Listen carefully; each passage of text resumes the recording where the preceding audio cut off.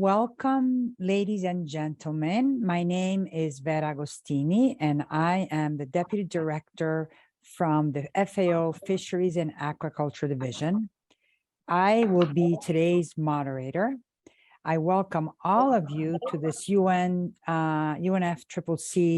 COP27 side event towards net zero in the aquatic food sector, decarbonization pathways for climate neutral diets. This is what we will be discussing today. This event is part of the Aquatic Food Day at COP27 Virtual Ocean Pavilion, which offers a significant opportunity to bring a lot of stakeholders together to showcase how aquatic foods can play a crucial role in climate transition. I was involved in an earlier event this morning. I attended a couple of the other ones. So this is another really interesting lineup we have today for this important Ocean Day. Now, as you may know, I'm going to give you some introductory remarks. So as you may all know, ocean-based climate actions are now an integral part of climate negotiations. At COP25 in Madrid, parties agreed to increase the focus on ocean-based climate action by launching the Ocean and Climate Change Dialogue, which also built on outcomes of the IPCC special report on the ocean and cryosphere. Now, this resulted in the official inclusion of the ocean in the UNFCCC process following the Glasgow Climate Pact adopted at COP26 last year.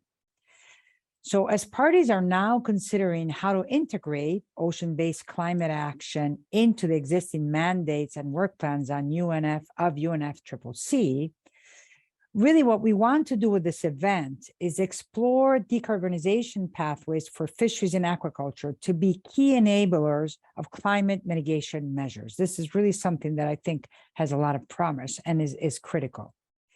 Now, of course, this event is even more urgent as this year's UN Ocean Conference in Lisbon addressed the climate element in its political declaration, recognizing the paramount importance of the ocean in regulating the Earth's climate. So this is why we really need to strengthen climate mitigation measures, is also mentioned in the first draft of the post-2020 Global Biodiversity Framework, which is currently under negotiation and will be further discussed at the other crucial COP this year, COP15 of the UN Convention on Biological Diversity. I will be attending that. Now, in all of these endeavors, FAO is here to help advance understanding of how aquatic food systems can help in the fight against climate change, while also addressing biodiversity loss and food security. These are all elements that are critical for us.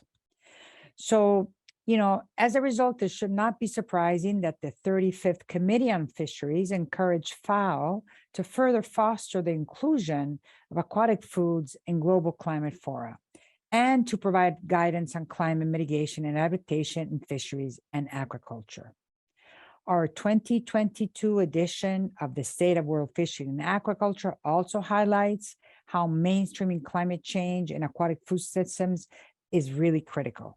So this is why FAO has been engaging in the UNFCCC process with a wide range of stakeholders, really, including the European Bureau for Conservation and Development, who are co-organizers of this important event today. So in doing so, we at FAO would like to draw your attention on how fisheries and aquaculture are really at the core of climate solutions, and that the climate transition and blue transformation can multiply their achievements if we work hand in hand. So now, ladies and gentlemen, today's panel comprises of a really diverse range of expertise. When it comes to the decarbonization of aquatic food systems, we really need to combine different knowledge, products, perspectives, and concerns to fully understand how we move forward with the climate transition in fisheries and aquaculture. This is why we have a diverse set of people here today. We're going to hear from experts, which have been following the IMO process on shipping decarbonization. We'll have perspectives from the Global South and Global North, as well as concerns from small and large-scale producers, both really important perspectives to keep in mind. Now, before I get started with the really interesting part of this event, I just want to share with you the usual information. Now, this event will be recorded, and the recording will be made available at the virtual Ocean Pavilion platform. The chat function, as always, is enabled for you to share your thoughts or to request assistance in the case of technical difficulties. In addition, there will also be a short Q&A at the end of the event, and we encourage you to pose questions to the panel during the discussion. To submit a question, it's helpful if you use the Zoom Q&A function, and be sure to include your name as well as to identify the panelists to whom you want to ask the question, if appropriate. Now, to ensure a smooth running of the event, I really kindly ask all speakers and panelists to mute their microphones, as it can cause interference. And then you'll have to unmute yourself when you speak. And please also follow the time allotment that we have given all of you so that we can have some interesting discussion, hopefully at the end of the event. So without further ado, I want to hear from two speakers representing coastal communities from different regions. They are going to outline how climate change has been addressed at different levels and in very different contexts. Also highlighting for us what are the key challenges and concerns that are for the way forward. So it's my pleasure to introduce to you the first speaker, Ms. Christelle Pratt, Assistant Secretary General for Environment and Climate Action at the Organization of African, Caribbean, and Pacific States. Now, Christelle has 30 years of policy and practice experience at national, regional, and international levels. So a really interesting mix of scales, and has dedicated really her public services to supporting a plethora of development issues, including climate change, risk resilience, and ocean governance. Christelle will present us how African, Caribbean, and Pacific states have been addressing climate change in fisheries and aquaculture, also drawing hopefully on the outcomes of the 7th meeting of the OACP's ministers in charge of fisheries and aquaculture. Christelle, finally, the floor is yours. Well, thank you very much, Dr. Vera Agostini, our moderator for today's side event. And also a big thank you to FAO and to the European Bureau of Conservation and Development, who've organised this extremely important event, and for your very kind invitation to the Organisation of African, Caribbean and Pacific States, the OACPS, as we like to be called. And on behalf of the OACPS, I'm extremely honoured to make some introductory remarks on decarbonisation pathways for climate neutral diets from the aquatic food sector, or the blue food sector, as I like to refer to it as. For OACPS's almost 1.3 billion people and myriad communities in and across our 79 member states, the aquatic food sector is extremely critical for our food security, nutrition, well-being, and livelihoods, and also for the national economies of a growing population in our 6 OACPS regions. Fish and fishery products are now almost among some of the most highly traded food commodities, with 60 of our 79 members of the OACPS involved in the export trade of fishery products. For some of our 38 small island developing states, fish export trade is significant enough to, in many cases, account for over half of the national commodity exports, and it's crucial for their foreign exchange earnings. The way we produce, trade, and consume aquatic blue foods has a significant bearing on the health of our ocean ecosystems, the productivity of fisheries resources, and our socio-economic prosperity. So climate change, unsustainable production practices, and ecosystem degradation are major threats to the sustainable development of the aquatic food sector in the OACPS. Our OACPS fishing communities are on the front lines and particularly vulnerable to the adverse consequences of climate change-related impacts such as destruction from hurricanes, cyclones, sea level rise, coral bleaching, and coastal erosion, coastal inundation, continue to disrupt and devastate the aquatic food production systems and the lives and the well-being of many citizens and communities dependent on fisheries. Yet aquatic food systems have been undervalued and overlooked in conversations about climate change, despite their importance in ensuring global food security and the significant impacts that climate change continues to wreak havoc on our food systems, both green and blue. So due to the disruptive impacts of climate change on the livelihoods of small-scale fishing communities in the OACPS, there is heightened awareness of the threats of climate change on the fisheries sector and the need for building resilience to climate change threats and promoting climate-smart approaches to mitigate and adapt to climate change.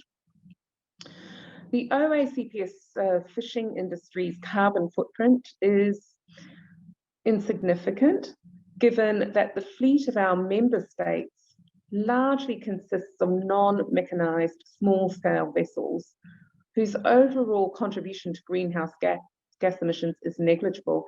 And in fact, of our 79 member states, our combined greenhouse gas emissions amounts to less than 3% of the global quantum. It's a metric worth keeping in mind. We do, however, recognise that our best pathway to promoting climate neutral aquatic food systems is by maintaining healthy marine ecosystems and restoring degraded marine habitats. Healthy and productive marine ecosystems such as mangroves and seagrass meadows are critical, not only for the storing of blue carbon, but also for enhancing the productivity of fish stocks, sustaining coastal communities and livelihoods, and protecting coastlines from erosion and storm surge.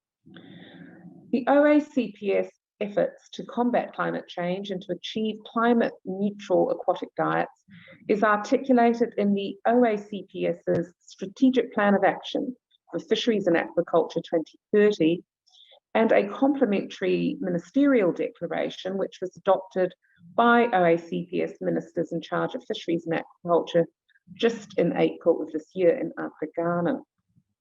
And so in closing, if I may, moderator, I do hope that this event today will contribute to heightened awareness and will catalyse the much needed action to promote climate neutral aquatic food systems. We are of the view that such efforts must put people, especially the dependent coastal communities, at the heart of initiatives undertaken to ensure healthy marine ecosystems, thriving and sustainable fisheries, and equally thriving and resilient coastal communities. Thank you very much. Thank you, Dr. Vera Agostini. Thank you, Christelle, very much. It was really interesting to hear how the OECP has been contributing to the climate agenda. You talked about putting people at the heart of initiatives undertaken. And of course, I could not agree with you more. And we really thank you for the important contributions that OECPs are making in this regard. We are now going to turn to the technical aspects of the climate transition in aquatic food systems. As many of you probably know, the International Maritime Organization, IMO, has been working on decarbonization in the shipping sector now really for many years. Surely fisheries can learn from the process. So we have here with us today, Mr. Tristan Smith, one of the experts that supported the transition in shipping by participating in several IMO and World Bank projects.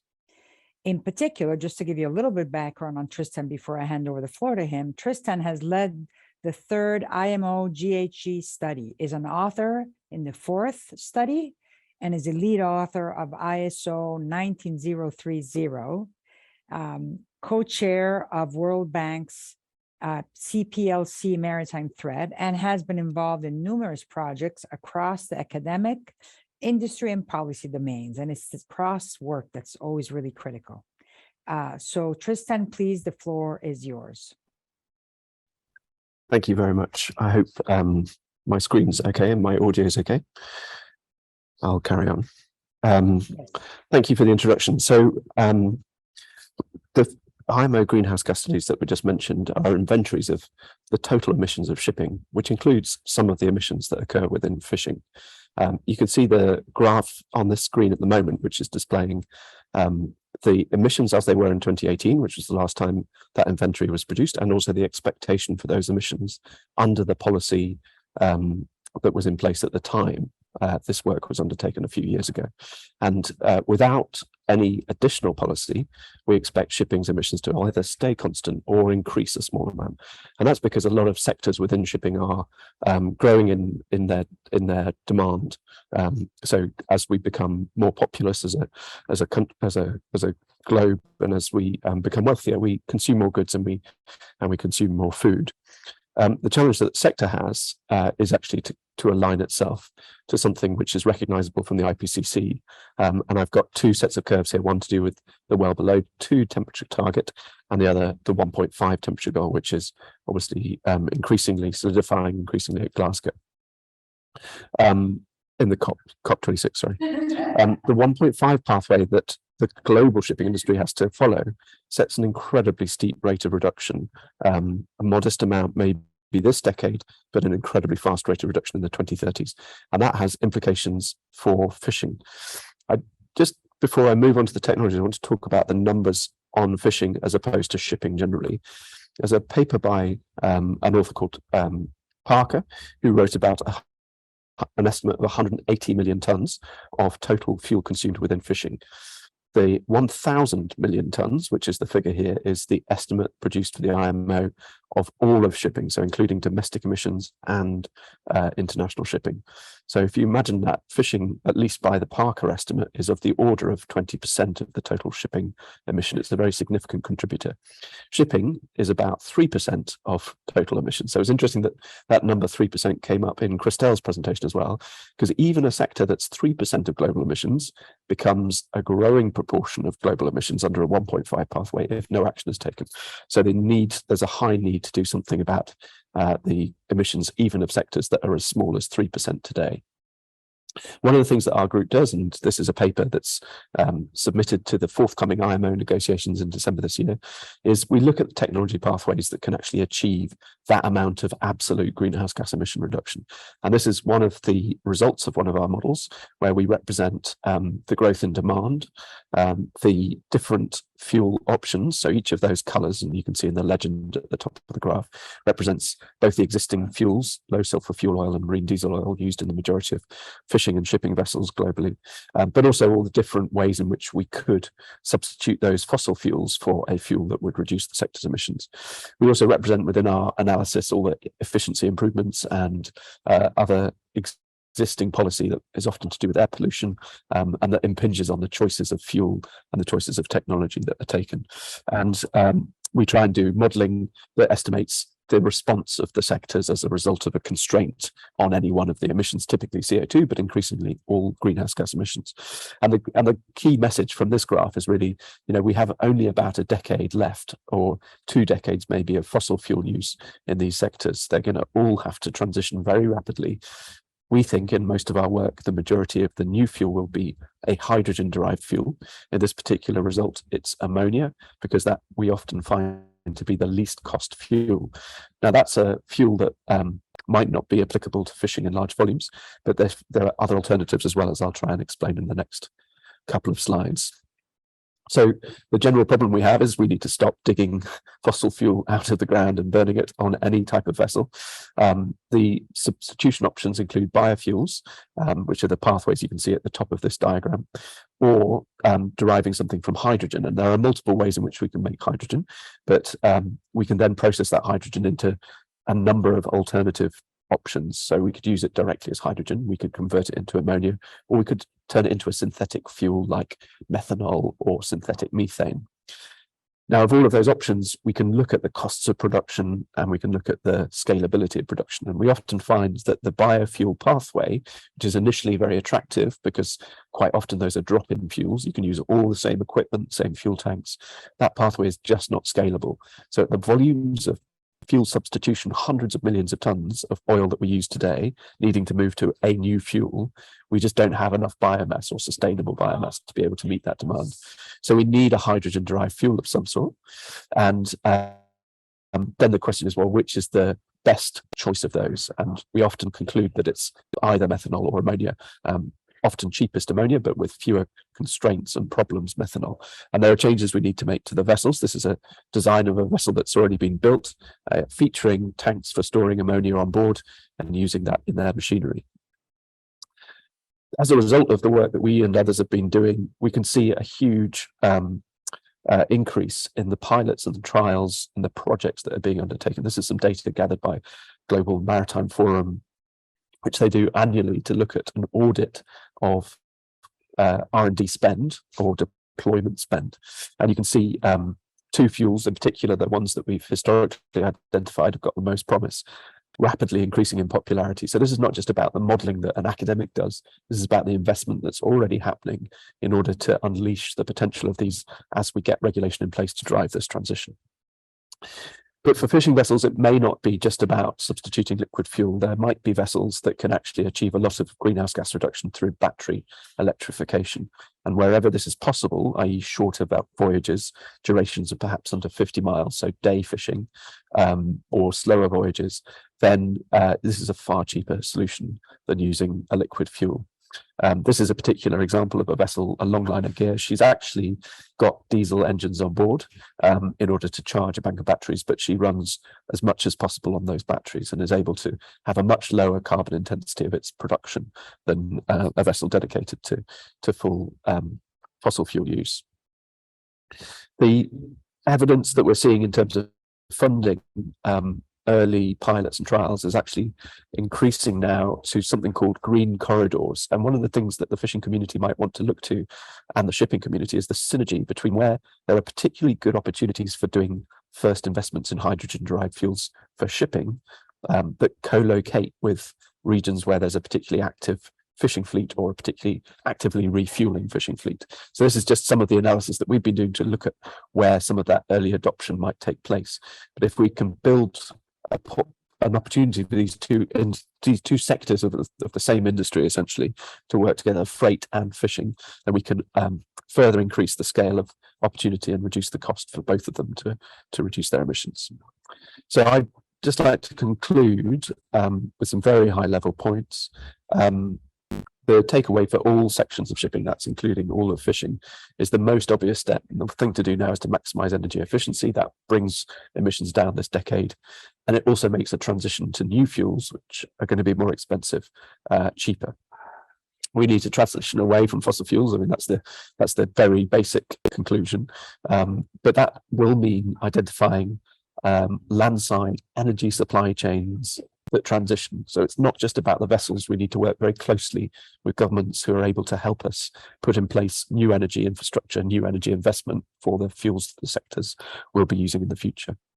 For larger, longer range fishing vessels, it's fairly straightforward to conclude that they're going to need a liquid fuel. It would make sense to be compatible with the way that shipping and freight moves in order to take advantage of the distribution system for that liquid fuel in the future. But for smaller vessels, there's clearly an opportunity for battery electrification, hybridization, which could include using wind assistance as well, as may well already be in place in many different communities. The nice thing about the domestic fleet is that you can also have opportunities for a more locally specific solution. It doesn't have to be a global solution as it would for the larger and the longer range vessels. And there may be circumstances where niche use of biofuels make that particularly easy. I hope that was very, very rapid, but I hope that was a bit of information that was useful, and look forward to the discussion later on. Thank you very much, Tristan, for this really thoughtful presentation, excellent presentation, which was, of course, rich with data and information. I learned a lot. Really, in my mind, your intervention gives us a strong signal that the climate transition in fisheries can actually move forward and does not need to start from scratch. There's really a lot of information pointing to that in what you shared.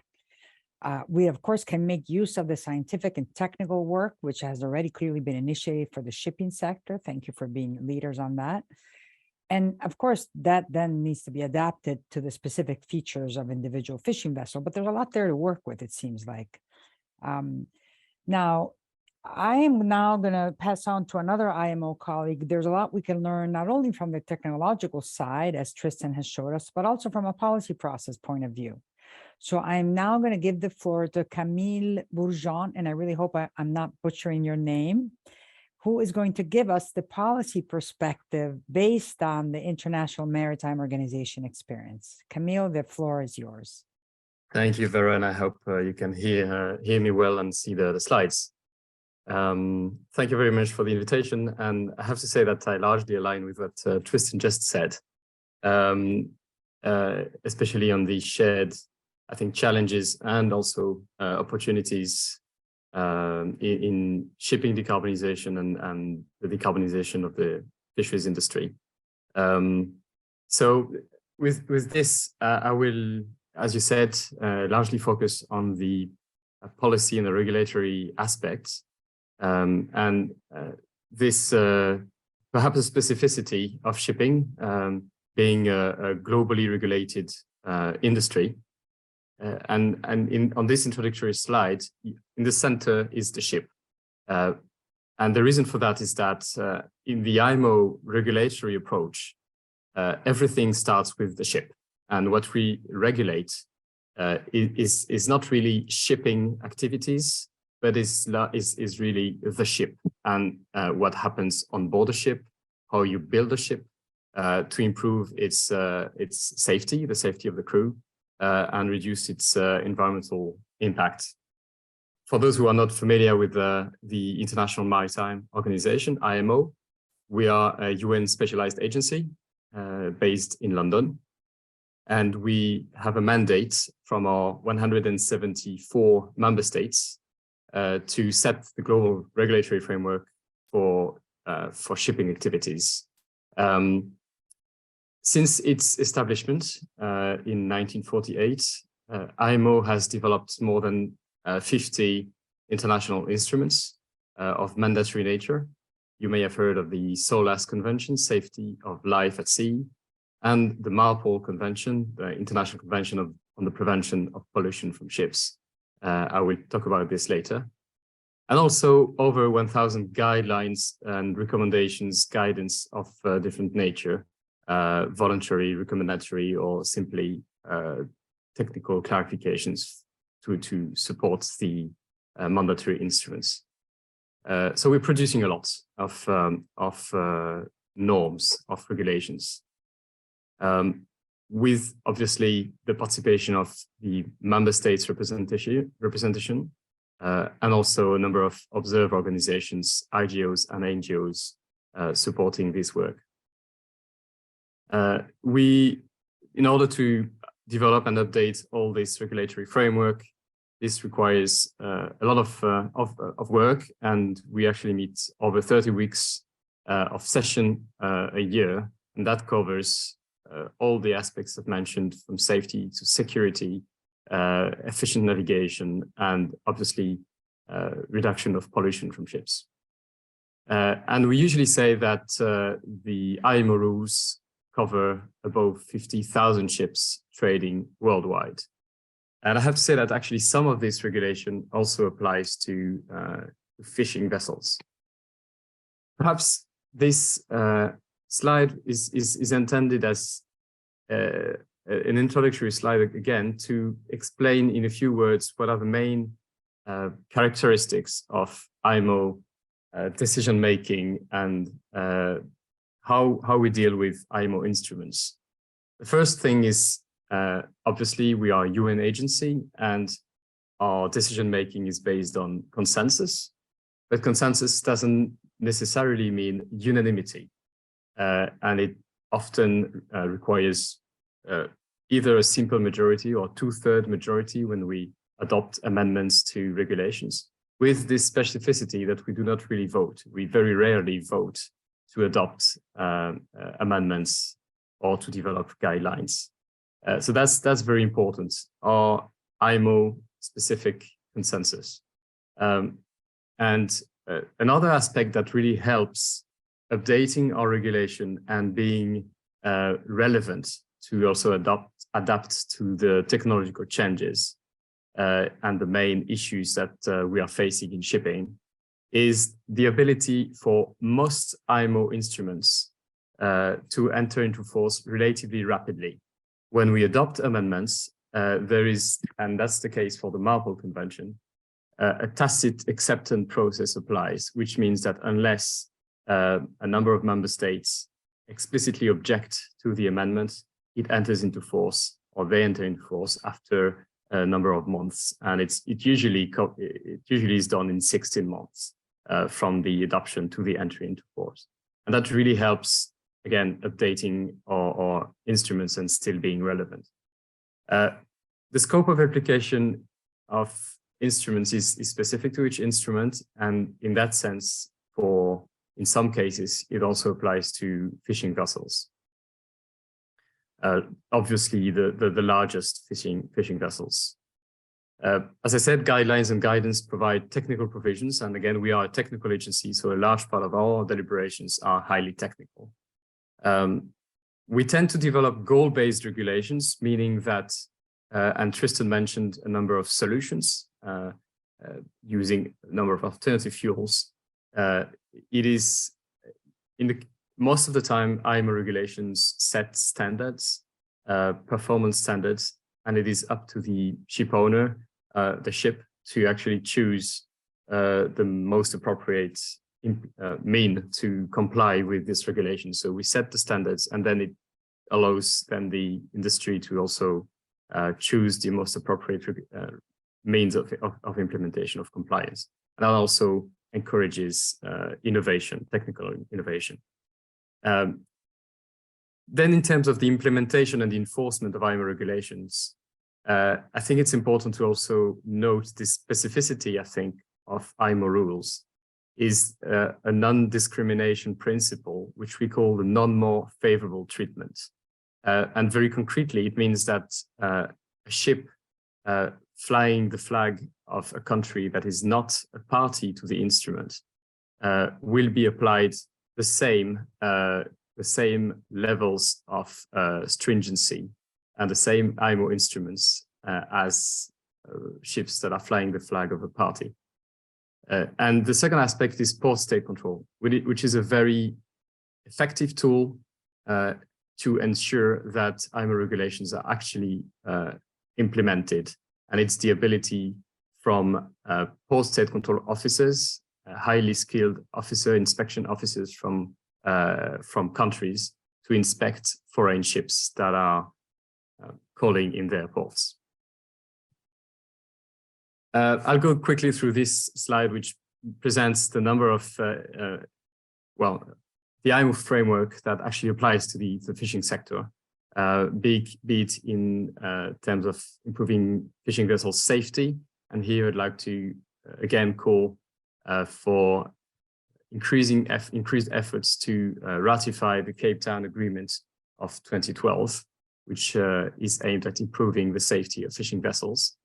There are instruments on the training of seafarers, the STCWF Convention, and there are also instruments which cover including the discharge of garbage into the sea from ships, and a number of voluntary instruments that have been developed jointly with FAO and also with ILO.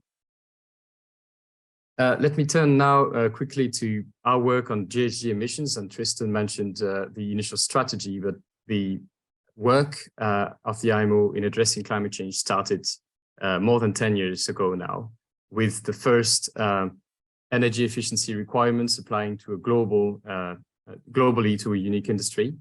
And these are design and operational measures, EEDI and SEMP, and their aim is really at improving the energy efficiency of the global fleets.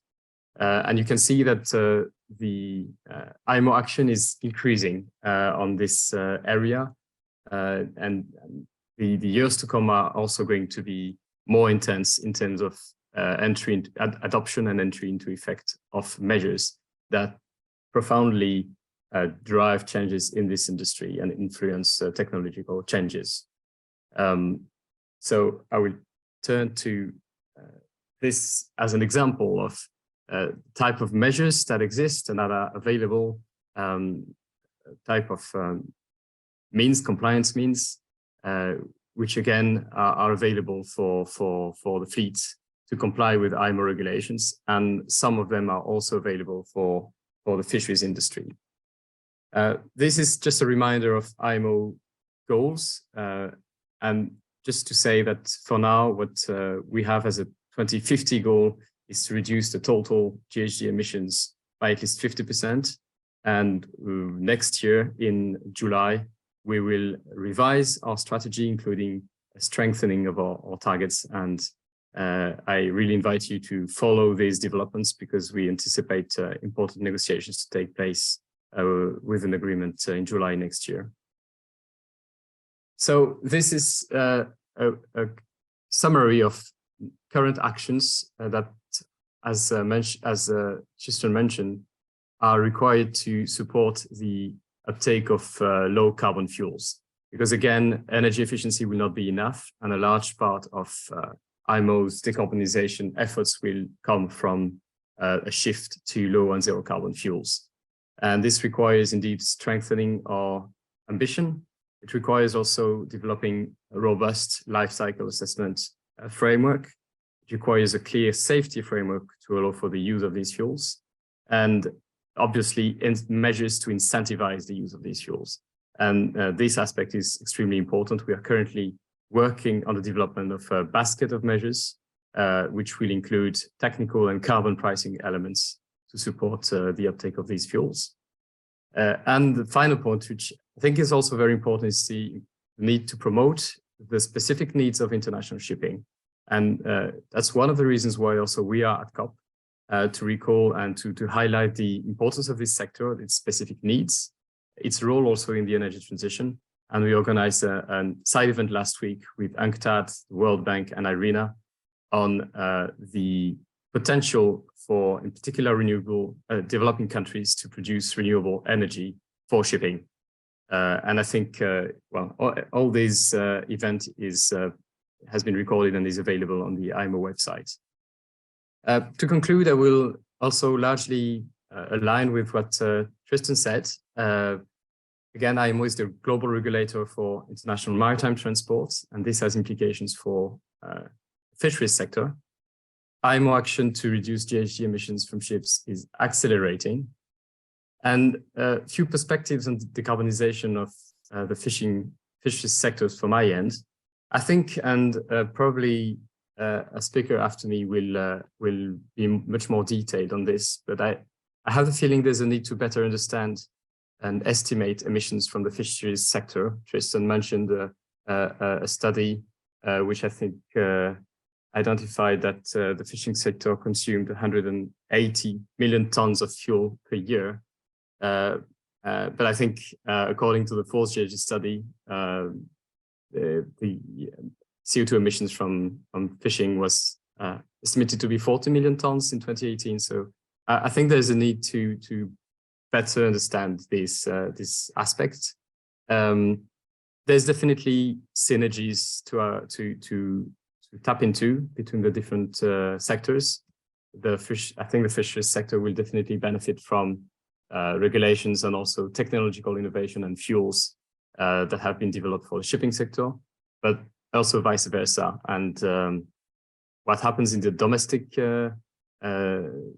dimension, where member states have more ability to also influence industry changes, will also help developments in the international shipping sector.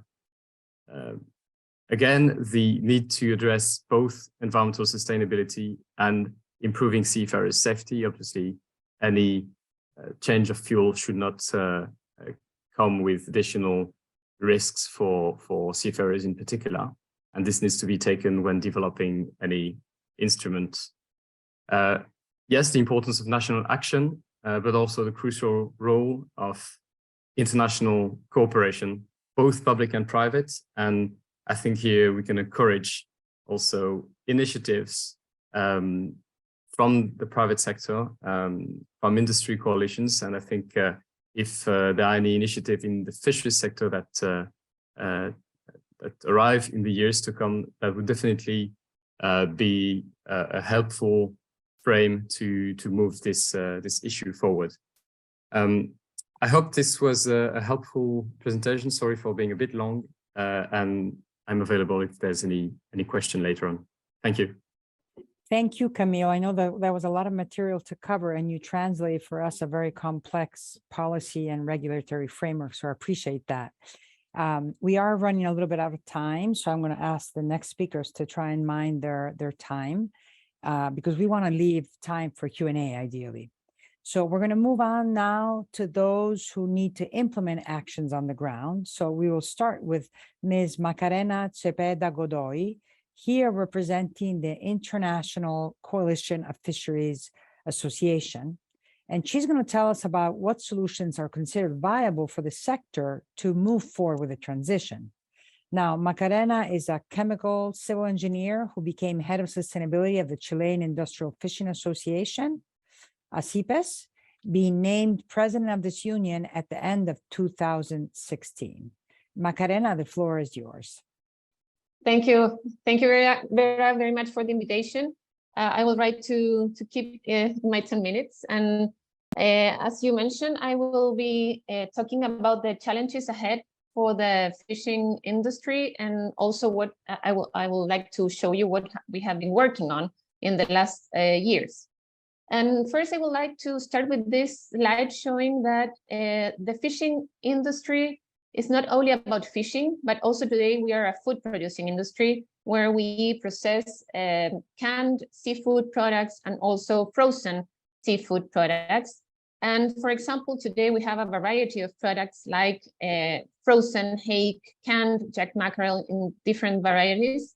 And this is very important to have in mind, because when we talk about decarbonizing the fishing industry, it's really important to know that the carbon footprint of industry fishing is at the bottom line of the carbon footprint of other edible proteins. So when, for example, we compare the carbon footprint of jack mackerel, it's 60 times lower than proteins from beef, for example, or even 13 times lower than pork protein.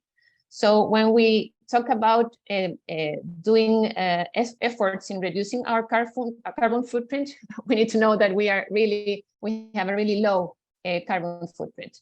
But being that said, I want to focus my presentation not only in changing the source of energy for the fleet, because I think, and that is what we have been doing, we have other initiatives that help us to reduce our carbon footprint. And for example, we have been doing improvements in fishing technology, like changing the material and the designs of our fishing nets. This has allowed us to have today lighter and highly selective fishing nets with less contact with the sea bottom, less contact with the ecosystems, and with the installation of high-tech equipment like catch and gear and gate sensors or ship sonars and net sonars. Today, we are activity with high selectivity over the target species. And this is very important because this has allowed us to reduce our fuel consumption in the different fisheries. For example, we have been working since 9 years now, and we have achieved to reduce the fuel consumption between 5 and 33%, depending on the fleet, if it is demersal or midwater fishes. And this has allowed us to reduce our carbon footprint between 51 to 350 kilos of CO2 per navigated hour. But also we have made some improvements in processes by reducing our greenhouse emissions, for example, in boilers. We have been changing fuels from oil-6 to natural gas and liquefied gases. And also we have been improving the combustion efficiency in the boilers by changing the burners. But also we have been making, if not these efforts, it's not really in the ship vessels, we have been doing efforts by changing our supply of renewable energies. And today, all our fishing companies have signed energy supply contracts with different generators to change the energy matrix and supply our processes from energy from renewable sources such as wind, solar, and hydraulic energy. And these efforts had also been, we have been doing this since 2013 through this different instrument that is the Clean Production Agreement. That is an instrument recognized by the United Nations as a nationally appropriate mitigation action named NAMA. Maybe you have heard about it. And what we have been doing is to sign different agreements with the aim of incorporating productive environmental management aspects, including actions that can improve the liquid waste management and reduce energy and water consumption. And for example, with this first Clean Production Agreement signed or started in the 2013, in the canned plant of Jack Mackerel, we achieved a reduction of 653,000 tons of CO2 equivalent per year. And after 4 years of implementing this agreement, we got reduction in the consumption of water, around 7%, 40% decrease in the suspended solid contained in the liquid industrial waste, and also decrease in 32% in the consumption of fuel. And nowadays, we are just working in another Clean Production Agreement that we started in our industrial fishing fleet. And the general object of that is to incorporate clean production measures to prevent and minimize the generation of solid waste at source. And that today, with the first results we have get from this agreement, we have already reduced 33% of the waste generation by the crew members, and also 44% decrease in final disposal. And how we have achieved this? By the implementation of clean points in the fishing landing ports. And so that has been a commitment of all the workers and the seamen that are working in our fishing fleet. And also we have a commitment with recycling. We believe that recycling promotes circular economy, which make possible to avoid emissions at final disposal. And also this reduce our carbon footprint in the activity. So since 2014, we have been working in fishing nets recycling. And how do we get this to achieve a circular economy? Well, we have been producing skateboards from fishing nets recycling, and also frames for sunglasses. Also, on the 2020, we start a new project by recycled facial masks that today are very intensive in our plant processes because of the pandemic. And we got very good results by transforming this facial mask in trays or planters, or even base laying also. And today we are starting a new project, this in the 2022, project to recycling all the plastic that is used for workers in our plants, like recycling aprons, plastic aprons or gloves or other articles that are used in our processes.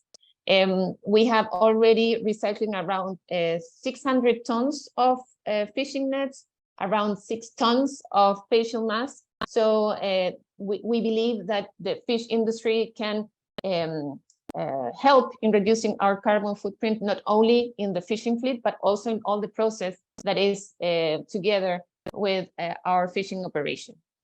So that's being said, I'm already set with my presentation and hope you enjoy it.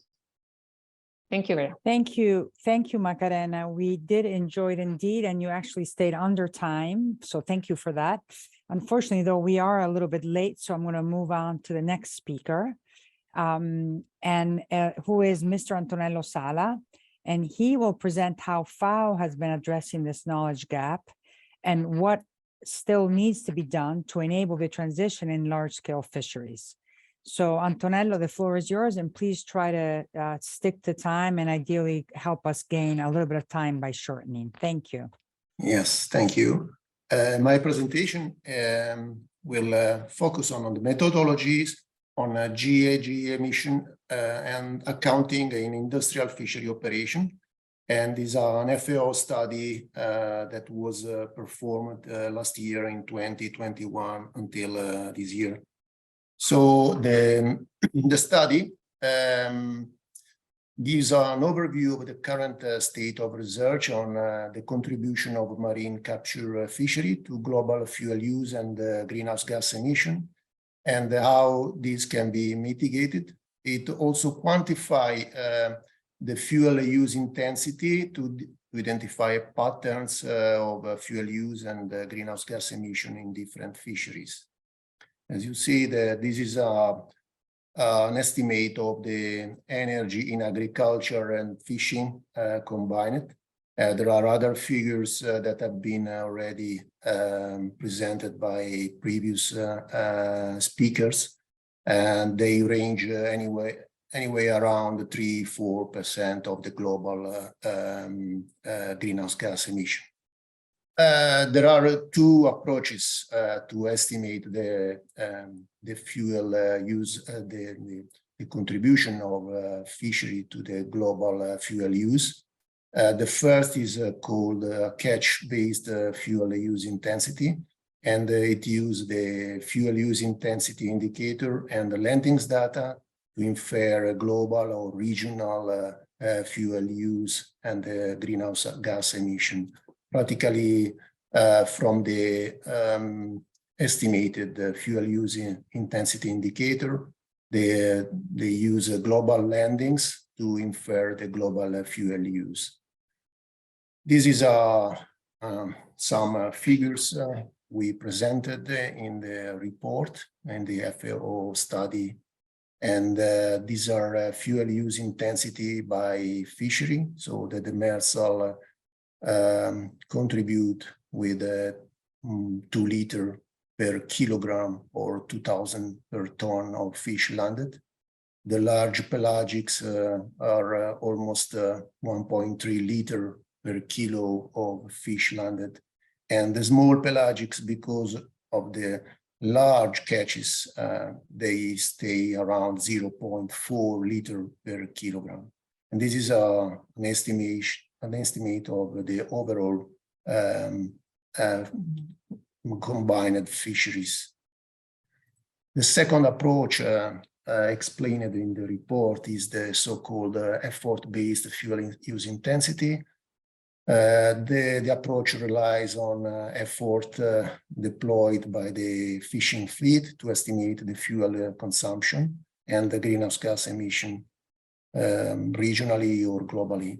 Practically, the approach used the fuel consumption rate by type of fishing gear or fisheries, and use the database or the data set of the global effort, fishing days, fishing time, to arrive at the estimation of the global fuel use. This is an example of how these fuel consumption rates are estimated by type of fishing gear. So the beam trawler, the pelagic midwater trawler, and the demersal trawler. These are an estimation by length overall of the fishing vessel. This is full consumption rate. So based on this information and using the effort database, we can infer the global fuel use.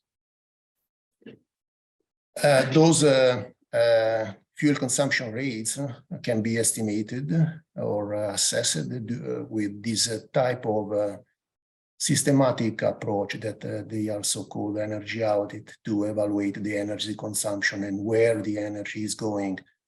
And it estimates the contribution of the fishing activity, fishing operation at the cradle to fishing gate. So without the processing distribution phases. We performed in our region, in the Mediterranean, a long study. It is presented in this paper.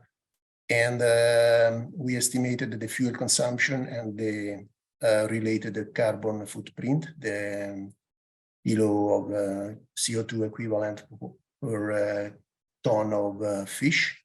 And this is some figures by type of fishing year or fishery.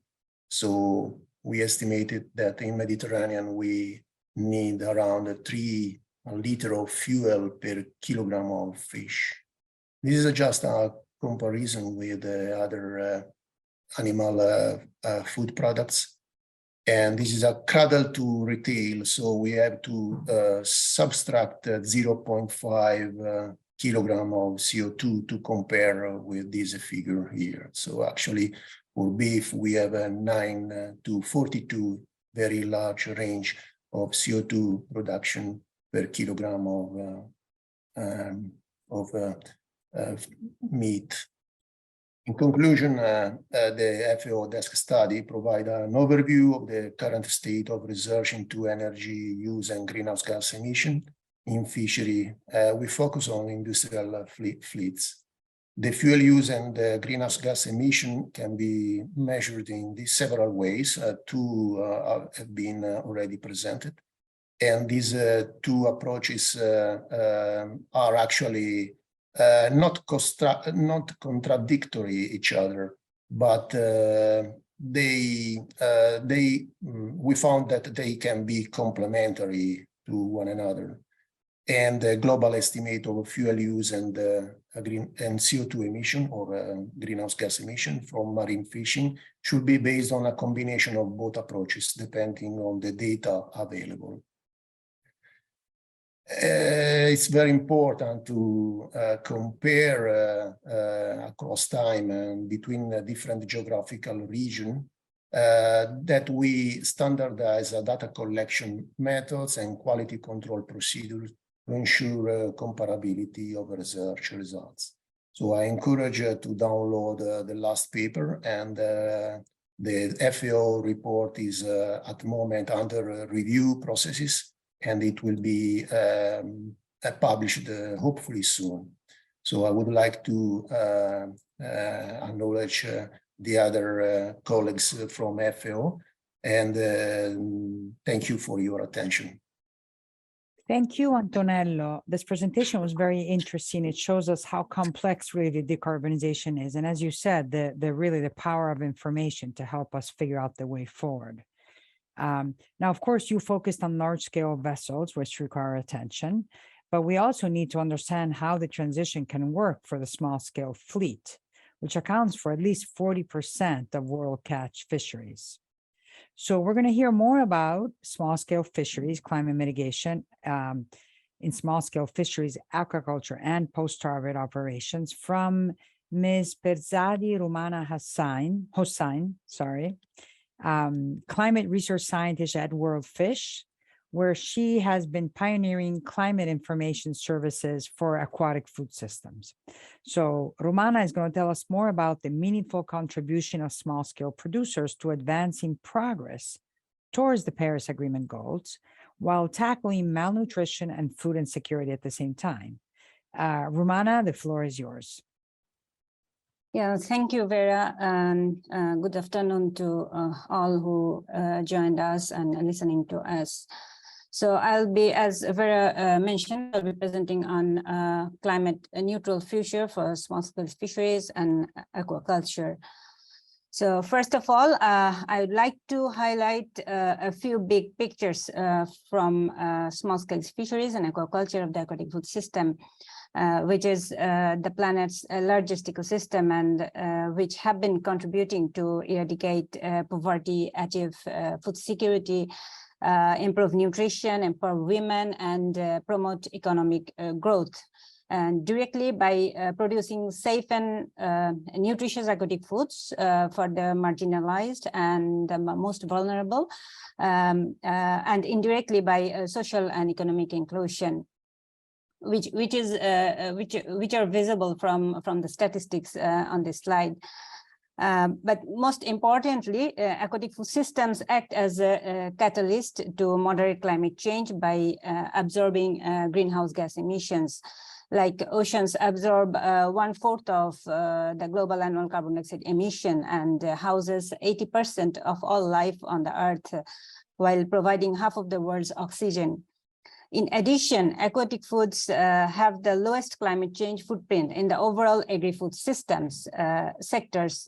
And one of our studies showed that global aquaculture is accounted for about only 0.49% of atmospheric, 0.49% of anthropogenic greenhouse gas emission. However, on the other hand, unabated rising water temperatures is resulting deoxygenation, acidification, and eutrophication, for which globally 40% tropical fish catch most likely to decline by 2050 if immediate actions to carbon dioxide emissions are not taken into account. Because the threatened aquatic lives and degraded aquatic environment will not be able to produce aquatic foods sustainably, rather will limit aquatic ecosystems' capacity to curb climate change.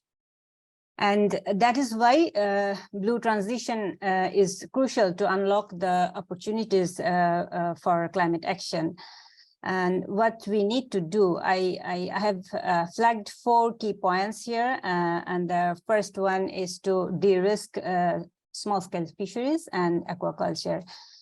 This is because one of our earlier studies showed that only 1% increase in aquaculture production by managing climate risks in day-to-day aquaculture operations through water quality, feeding, and harvesting schedule management can provide 24,000 tons of fish for catering almost 1 million people with protein in context of Asia's largest and the world's most populated delta. And this is possible with the availability of climate information generated and provided on an adequate time scale to allow effective decision making for the risk management. In addition to climate risk management, climate information services also can contribute in the drive to net zero, as we know that feed represents major carbon footprint in aquaculture. So feeding ratio management, water quality, and harvesting schedule management using climate services can play the dual role. But availability of such type of services and information in practice actually are in a stage of infancy, and no major efforts are reported so far.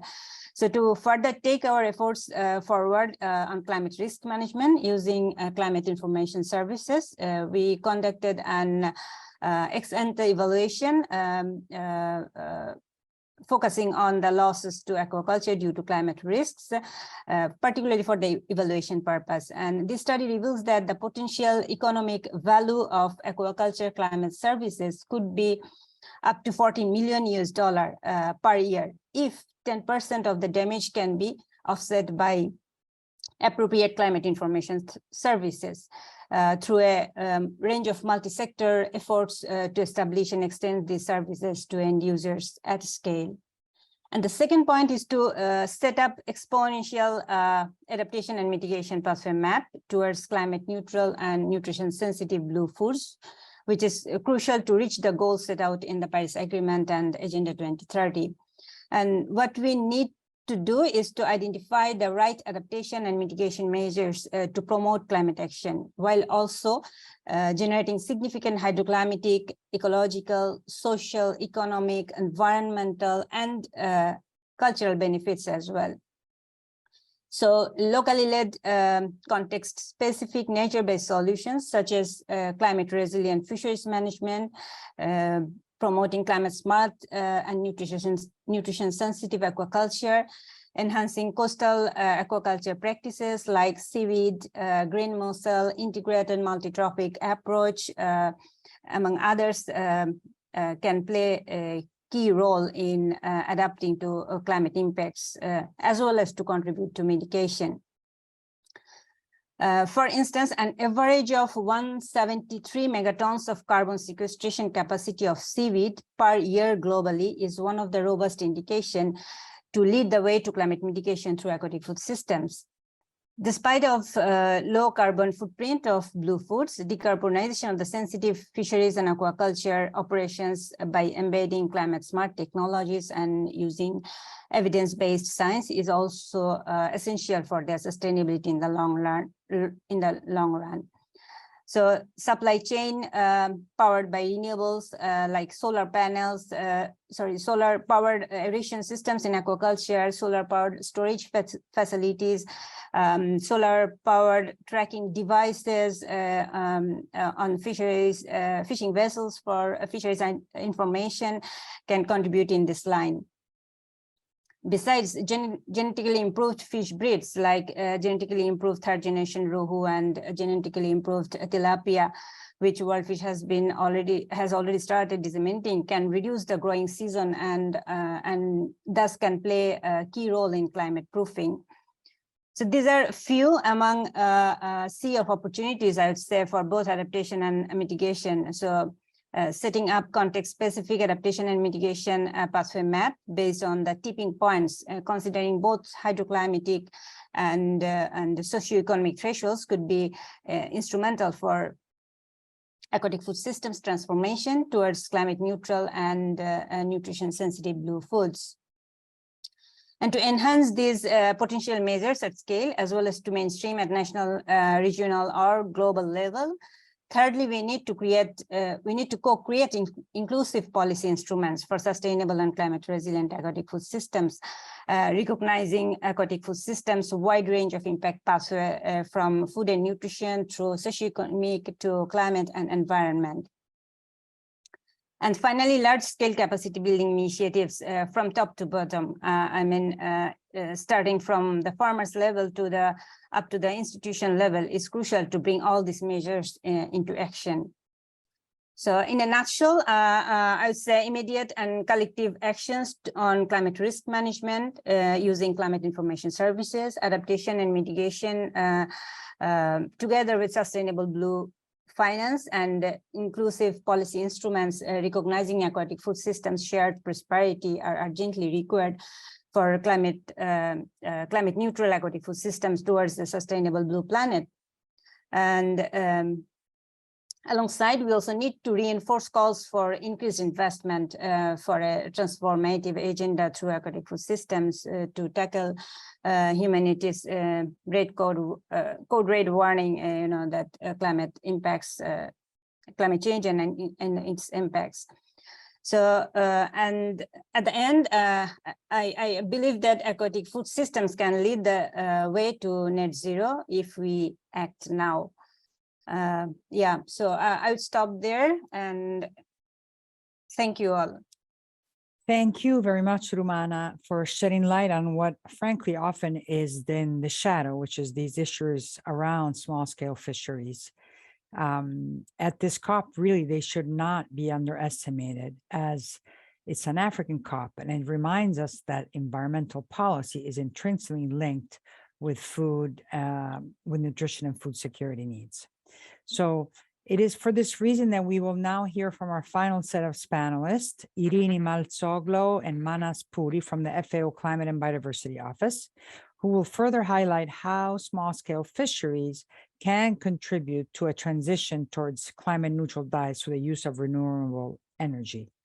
Irini and Manas, the floor is yours. We are behind at this point, so please try to shorten your presentation if possible. We don't want to go over time. Thank you.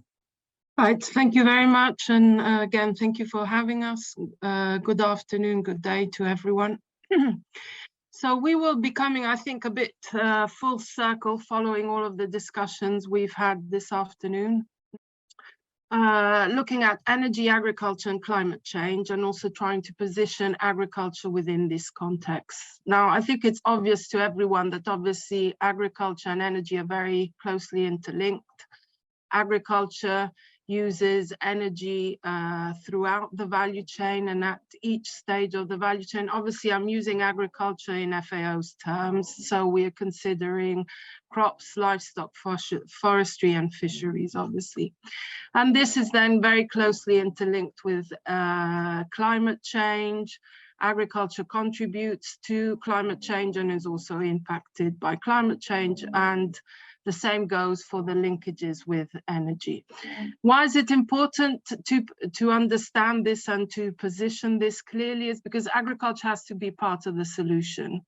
So on the one hand, trying to find solutions that can come within agriculture, also for development, but from an energy point of view, it's very important also to understand that in some settings, it's looking at diversification of energy options, so looking at moving away from fossil fuels and into renewable energy options. But in some cases, and very important in the context that we work in, it's also looking at access to energy. So how can access to energy actually enable the agriculture setting and agriculture development? Next, please. So this is what we've been working on over the last few years within the Energy Smart Food Program of FAO, looking at a whole series of aspects in terms of energy and energy access and how to support countries in identifying solutions that can work within their agriculture context and based on the needs of the countries. Now, in the interest of time, I won't go into too many details on this, but next slide, please. I think even considering the discussions today, it's very important to stress that we take a value chain approach. So going from the first step of production and inputs all the way to consumption. So considering the various interim stages, which are transport that we've heard a lot of discussion around, aggregation, storage and processing, marketing and distribution. So it's important to understand that at each stage we use energy, at each stage of the value chain we use energy. And what, as I was saying before, especially considering the developing country context, it's important to understand at which specific stage of the value chain we are at. In terms of energy, which specific energy type is being considered. And then if this access to energy exists, if it needs to be diversified or if it needs to be put in place.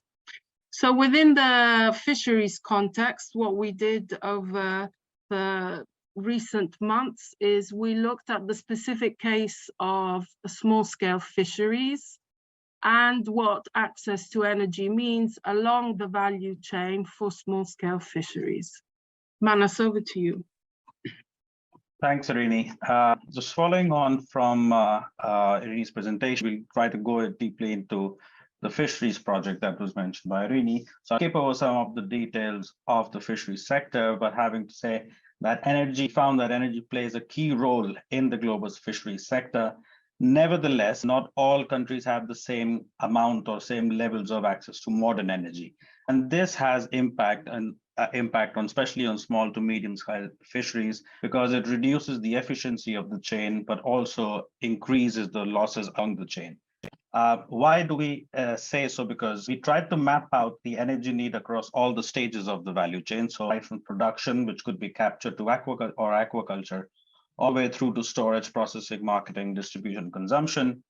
And we found that different kind of energy is needed at each stage of the chain. So production, and we had a lot of discussions earlier today on the fleet and how oil is used for powering motors. But there's also lights and other equipment that are used at the production stage. For storage, there's a lot of things that is needed, cooling, freezing. Sometimes it is all done through the production of ice, which in turn requires energy.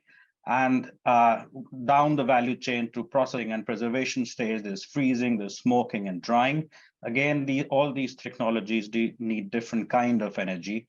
Freezing, of course, needs access to electricity, very reliable electricity, which is often absent in many rural areas in the south. And drying would need biomass, and which actually also sometimes in some cases is a contributor to deforestation. Again, marketing and distribution stage, there's cold storage, cold transport, and finally at consumption stage, we need to cook or preserve fishes, which is either done by cooling, smoking, or drying. For each of these things, we need access to energy, either in the form of heat or in the form of electricity to produce cooling.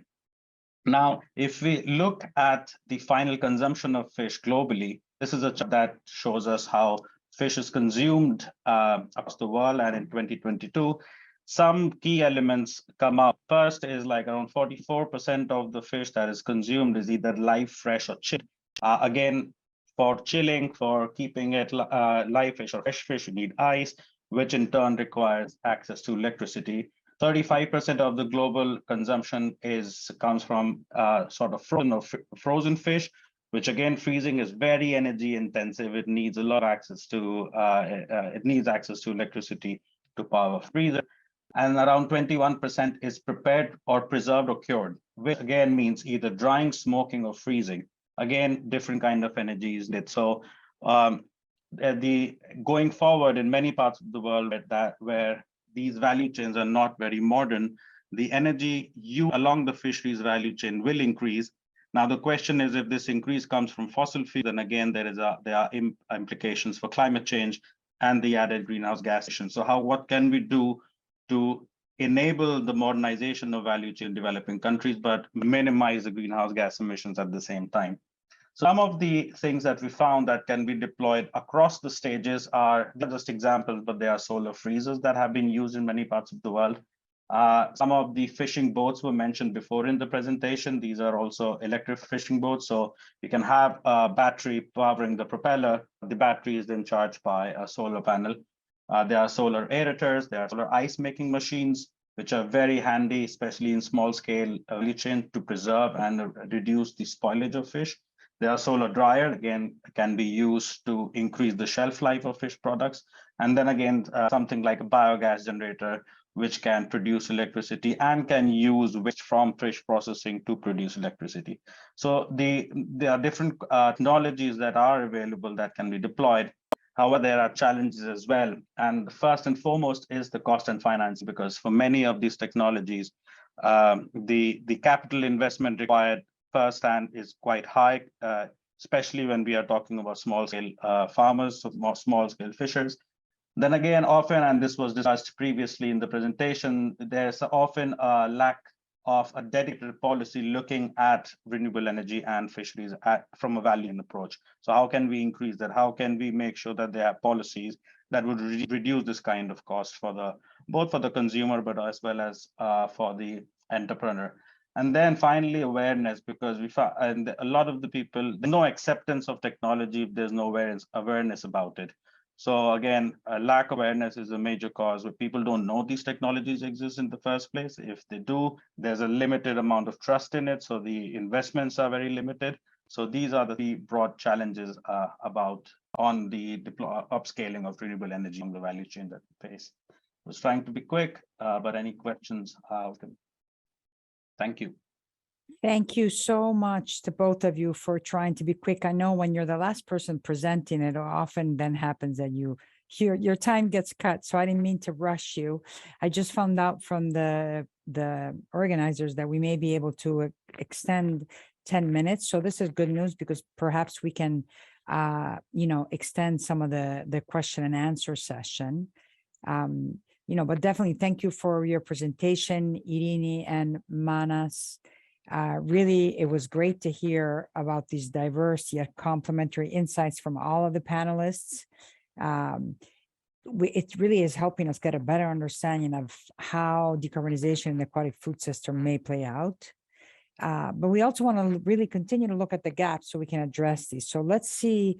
I see perhaps we have time for a couple Q&A. Some were posted in the chat, so I'm going to start with those. Let me look at what my colleagues were suggesting. Okay, let's start with this one. The climate transition in fisheries and aquaculture has been left out of climate discussion so far, yet mainstreaming blue foods in national climate work plans and mandates is essential. What do you think is the best way forward to ensure that aquatic food systems are placed at the core of climate policies? And I will take a couple of responses to this from our panelists. If you could just raise your hand, which I hope works in the chat box, so we can see if any of you want to take this on. So what is the best way forward to ensure that aquatic food systems are placed at the core of climate policies? Would love to hear some of your experiences on this. Let's see. I don't see any hands. Christelle, I was just going to ask you if you could comment on this. That'd be great, but you're on mute. Thank you very much. I mean, I will just perhaps make the comment, moderator, that with there could be opportunities, for example, with the revised NDCs, as well as the national adaptation plans. And I mentioned the revised NDCs because my understanding is that some of the revised NDCs do mention oceans, and many do not. Yet I would offer that, if and as our member states or the states parties do revise their NDCs, given the importance of oceans and fisheries, with respect to how we adapt to and mitigate climate change, we should be really being a lot more considered in terms of how we reflect certain priorities in our NDCs, in our NAPs. As the OACPS, we will be looking and doing an assessment on our member states' NDCs. And in fact, the Commonwealth Secretariat have already done a piece of work on that. And we're looking to complementing that work just to see how we might reflect this. And as a consequence of that, of course, our states parties will then have a chance to address that through accessing, the requisite resources to be able to address those. I just wanted to make that particular comment about proactive ways, I guess, in which we can engage. Thank you very much. No, thank you, Christelle. I think those are really good ideas. I think important to think of those proactive ways and not just wait until it somehow magically happens. And the NDCs, you talked as the NDCs as a vehicle for that, which is a really good point. I'm going to go now to a question to Irini and Manas, since we had to cut them short. Sorry about that. The question is, we know that small-scale fisheries contribute very little to carbon emissions. Decarbonization technologies can be costly. So how to balance the costs and benefits associated with decarbonization? Okay, so maybe I'll start, and then I think Manas will come in specifically on the technologies. Now, that is correct. In fact, that's one issue that was raised about the cost. So it will be very important to find a balance between the costs and benefits. But as we were saying at the start of our presentation, it's also important to look at it from more development context and a broader context. So in order to improve access to markets, in order to improve productivity, in order to improve livelihoods, the small-scale farmers will need access to some form of stable, sustainable and clean energy, if possible. But anyway, they will need access to some form of stable energy. So renewable energy can come in on that. It can at times be a good off-grid solution. So in cases where there is not access to energy, alternatives like renewable energy solutions, solar-based solutions can be important, thinking of the broader livelihood context of the farmers. So it basically can give a double dividend. It can contribute to climate change, but also contribute to the broader development context of enabling access to energy in these types of situations. Manas, do you want to add anything to that? Yes, very quickly. For developing countries and small scale, we do have data, and the data says that even developing countries, they are shifting their consumption pattern of fisheries from live frozen fish. A lot of the products are more processed, they're more frozen. So freezing and processing both needs energy. So then the choice that we have is to follow the business as usual approach. These are powered by fossil fuels, and therefore there'll be no impact on climate.